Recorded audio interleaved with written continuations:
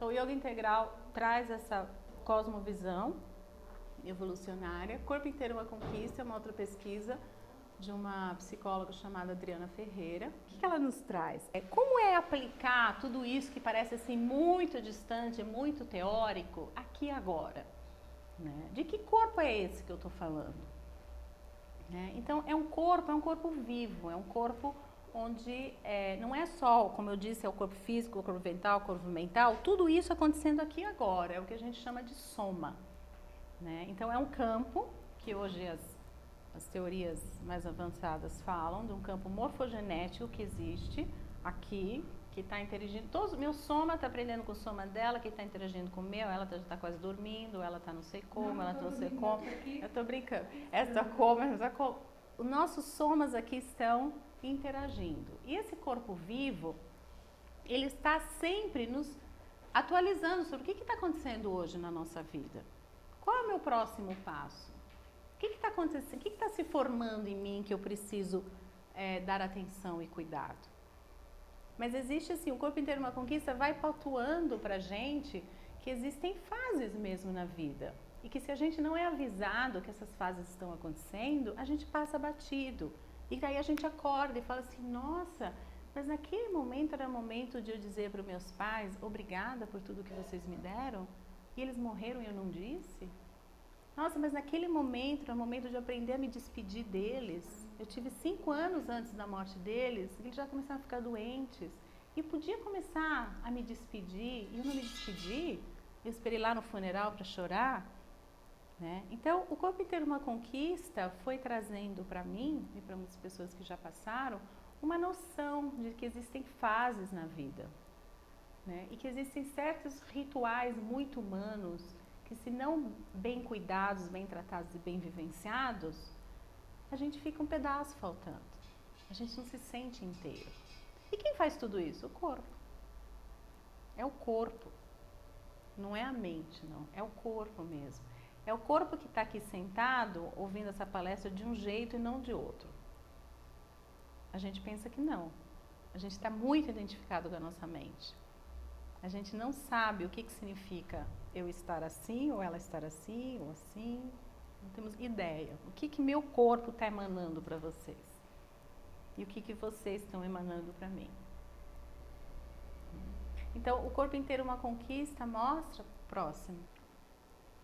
Trabalhar com o corpo vivo é um passo em direção à natureza que nos mantém vivos, pois o corpo sempre foi e sempre será um portal para a nossa origem material, para a natureza em si mesma. Então, o corpo vivo não é uma ideia estruturada mentalmente, mas é de fato como que a gente vive os nossos desafios na nossa vida.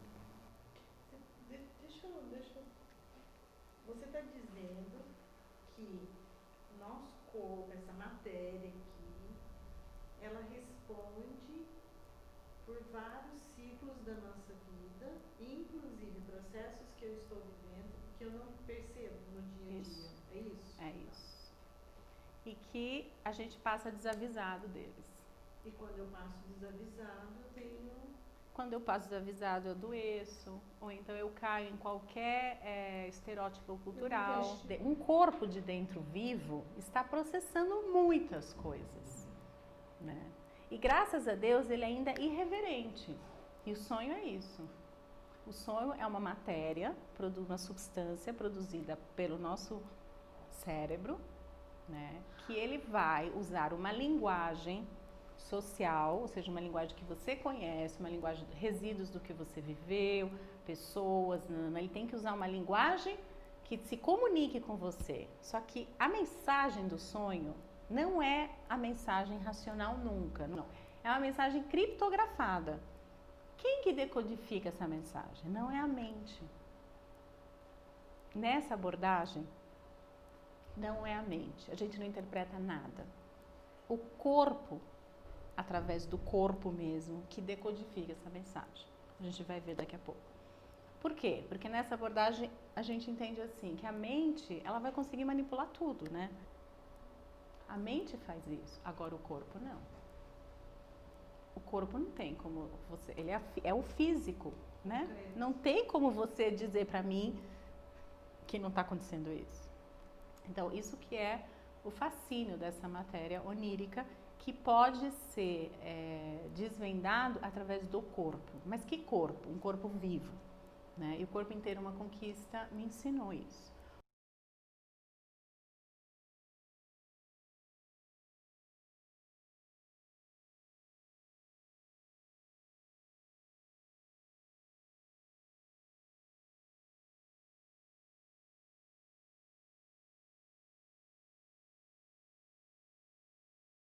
A psicologia formativa é outra das bases.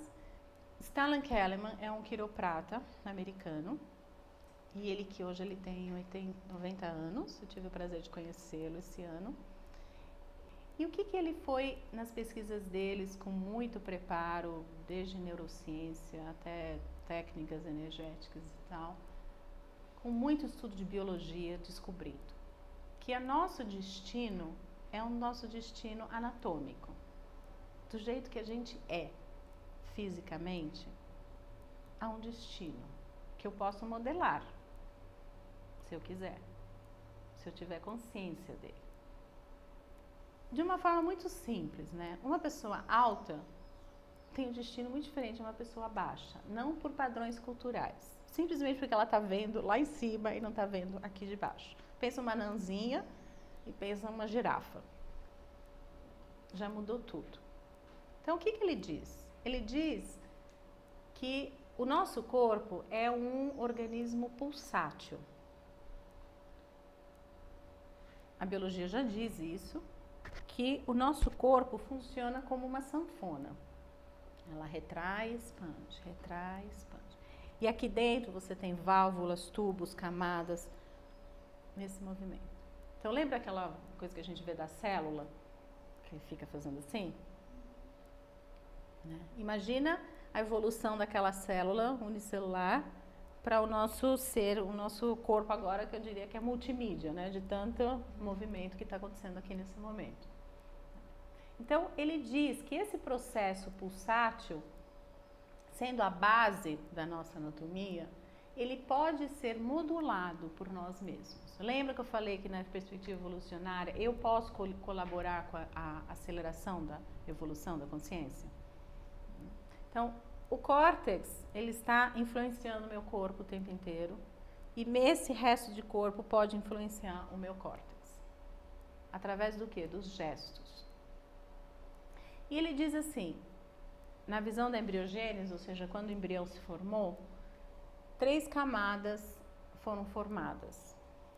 Tá? A primeira camada, a primeira de dentro, a primeira camada, quando a gente cresce, se transforma nos nossos órgãos e nossas vísceras.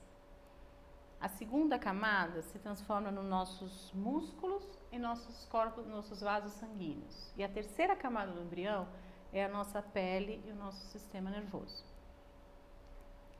Isso gera biotipos de pessoas. Tem pessoas que têm uma das 3 partes do corpo mais usadas do que outras.